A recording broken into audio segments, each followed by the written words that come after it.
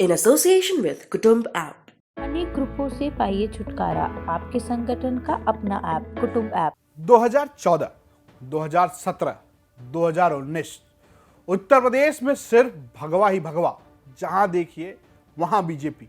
खेल शुरू हुआ 2014 लोकसभा चुनाव में 80 में से 71 संसदीय सीटों पर भारतीय जनता पार्टी का कब्जा हो गया और इस कब्जे के खेल में या कहें जीत के खेल में एक नाम सामने आया और वो नाम था अमित शाह का।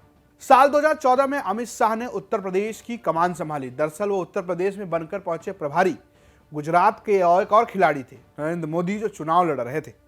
ऐसे में जो मुख्य अड्डा था, यानी जहां से निकलनी थी 80 सीटें, उसका कमान दिया उन्होंने सबसे बड़े रणनीतिकार अमित शाह का। कमान क्या संभाली उन्होंने तो धीरे धीरे खेल कर दिया। छोटी छोटी जातियों को जोड़ा, छोटी छोटी पार्टियों को जोड़ा और की एक किस्म की सोशल इंजीनियरिंग। और साथ ही साथ एक और काम किया, उन्होंने बाकी पार्टियों को धार्मिक पिच पर खेलने के लिए मजबूर कर दिया और नतीजा यह हुआ कि 80 में से 71 सीटें बीजेपी जीत गई। अमित शाह का जो ये माइक्रो लेवल इंजीनियरिंग की गणित थी, वो सिर्फ 2014 तक ही सीमित नहीं रही। इसका असर 2017 में भी देखने को मिला, जब इसी रणनीति के तहत बीजेपी ने उत्तर प्रदेश के किले को 14 साल बाद फतेह कर लिया, वो भी पूर्ण बहुमत के साथ। बारी आई 2019 लोकसभा चुनाव की। उत्तर प्रदेश की दो विपरीत धुरी की पार्टियां, यानी समाजवादी पार्टी और बहुजन समाज पार्टी, बउआ और बबुआ, मायावती और अखिलेश, एक मंच पर आ गए। ये लंबे समय के बाद देखने को मिला था, जब एक ही मंच पर एक तरफ मुलायम सिंह यादव खड़े थे, एक तरफ मायावती खड़ी थी और बीच में खड़े थे अखिलेश यादव। ऐसा जातीय समीकरण जिसे तोड़ना उत्तर प्रदेश में लगभग मुश्किल माना जाता था। यादव, मुस्लिम और दलित गठबंधन, लेकिन बीजेपी और अमित शाह ने मिलकर फिर खेल कर दिया और बीजेपी को मिली 80 में से 62 सीटें। 2019 का यह रिजल्ट सबके लिए चौंकाने वाला था। ऐसे में सभी पार्टियों ने कमर कस ली और बीजेपी ने फिर से अपनी उसी रणनीति पर काम करना शुरू किया। कुछ महीने पहले तक ये लग रहा था कि अमित शाह, योगी, मोदी के नेतृत्व में बीजेपी एकदम आगे चल रही है, यानी कि एक तरफा चुनाव हो रहा है।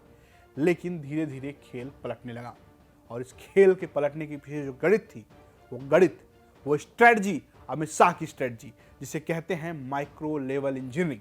2019 का जो चुनाव था वो सबके लिए चौंकाने वाला था। ऐसे में सभी पार्टियों ने 2022 के लिए कमर कस कर ली, लेकिन भारतीय जनता पार्टी अपने ही राह पर थी। ऐसा लग रहा था चुनाव कुछ महीने पहले तक कि भारतीय जनता पार्टी आगे चल रही है, एक तरफा जीत की ओर बढ़ रही है। यूपी में एक बार फिर भगवा बहुत तेजी के साथ लहरा सकता था, लेकिन धीरे धीरे खेल बदलने लगा।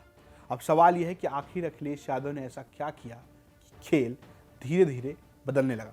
जानकारों की माने तो 2014 में जो गणित या जो स्ट्रेटजी अमित शाह ने अपनाई थी, अखिलेश यादव ने भी हूबहू वही स्ट्रेटजी अपनाई।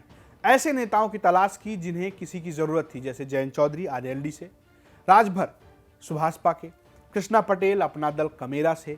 ऐसे तमाम छोटे दल जिसमें संजय चौहान की भी पार्टी है, उनको अपने साथ लाया और चुनावी रणनीति को बदलने की कोशिश की। अगर आप देखें तो 2014 में अखिलेश यादव मुख्यमंत्री थे और उससे पहले 2012 के चुनाव उन्होंने साइकिल यात्रा निकालकर एक माहौल बनाया था। लेकिन 2017 में जब वो चुनाव लड़े तो उन्होंने कांग्रेस के साथ गठबंधन किया, वहां वो हार गए। अखिलेश का मानना है कि ये उनकी बड़ी गलती थी। उन्होंने हाल ही में कहा कि ये उनकी बड़ी गलती थी। इसके बाद वो मायावती के साथ गए, जिसको लेकर वो गलती तो नहीं मानते, लेकिन उसे भी अब वो बदलते हैं। कहते हैं कि अब मैं छोटे दलों के साथ गठबंधन करूंगा, छोटे लोगों को मिलाऊंगा, छोटी पार्टियों को मिलाऊंगा। ये वही रणनीति है जो अमित शाह ने 2014 में अपनाया था। ऐसे में धीरे धीरे एक वोट बैंक तैयार करने की कोशिश की।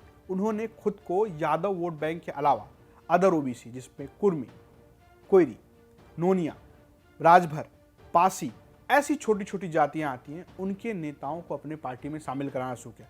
सिर्फ यही नहीं, जिस तरीके से 2014 और 2017 में भारतीय जनता पार्टी ने बसपा के तमाम नेताओं को तोड़ा, ठीक उसी तरीके से अब अखिलेश यादव बसपा के जो नेता है, जिनकी पकड़ छोटे छोटे पॉकेट्स में है, उनको तोड़कर अपने पार्टी में शामिल करने की कोशिश कर रहे हैं। वो चाहे राजभर रहे हों या फिर अब स्वामी प्रसाद मौर्य, दारा सिंह चौहान या तमाम ऐसे नाम जो अन्य पिछड़ी जातियों से आते हैं, जो अति पिछड़ी जातियों की राजनीति करते हैं, उनको अपनी पार्टी में शामिल करने का काम किया हो। यही नहीं, अखिलेश यादव ने अपने गढ़ को भी मजबूत करने की कोशिश की है। उन्होंने अपने चाचा को भी अपने साथ लिया है और सबको सीट शेयरिंग की भी बात कर रहे हैं।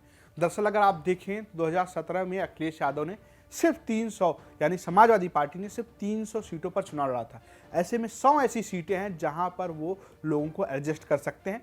इसी का फायदा उठाकर अखिलेश यादव एक किस्म का वोट बैंक बना रहे हैं, जिसमें यादव, मुस्लिम, अति पिछड़ी मतलब नॉन यादव ओबीसी और अन्य को शामिल करने की कोशिश कर रहे हैं, जिसमें ब्राह्मण का भी नाम प्रमुख है, क्योंकि वो लगातार परशुराम को लेकर भी पॉलिटिक्स कर रहे हैं।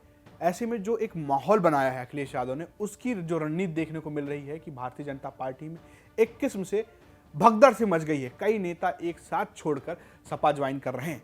यानी कुल मिलाकर अमित शाह ने जैसे माइक्रो सोशल इंजीनियरिंग करके एक समय उत्तर प्रदेश की क्षेत्रीय पार्टियों का गणित बिगाड़ दिया था, यानी कि मायावती जो बसपा इतनी बड़ी वोट बैंक के साथ वो जीरो पर पहुंच गई थी, ऐसी पार्टियों के कानून अमित शाह ने जो खेल बिगाड़ दिया था, अब उसी रणनीति को अखिलेश यादव अपना रहे हैं। अपने साथ छोटी छोटी पार्टियों को ला रहे हैं और एक माइक्रो सोशल इंजीनियरिंग कर रहे हैं जो भारतीय जनता पार्टी का खेल बिगाड़ सकती है। हालांकि अभी चुनाव में देरी है, चुनाव होने के बाद पता चल जाएंगे कि अखिलेश यादव ने जो स्ट्रेटजी अपनाई है, क्या वो अमित शाह की स्ट्रेटजी जैसी है या फिर उसे टक्कर दे पाई।